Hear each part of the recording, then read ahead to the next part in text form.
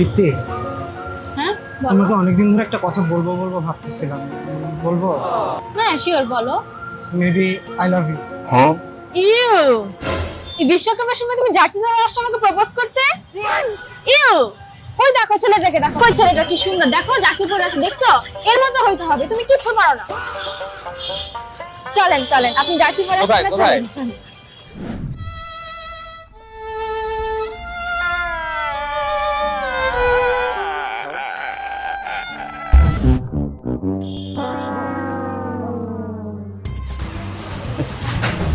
ভাই বেগুন আছে কত করে?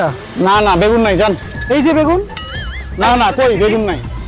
আরে ভাই বেগুন কয় কেজি লাগবে বলেন? এ কি ভাই, আমার দিলেন 1 কেজি আরো নেন।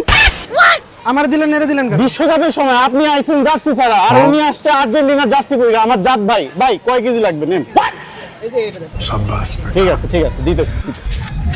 বাচ্চারা বুঝছো তো? কালকে কিন্তু এটার উপরে এক্সাম হবে, এটা কিন্তু খুব ইম্পর্টেন্ট একটা টপিক, ভালো মতো কালকে পড়ে আসবা, ঠিক আছে? মে কাম ইন ম্যাম? হ্যাঁ আসো। আই ওয়েট, তুমি জার্সি ছাড়া কেন?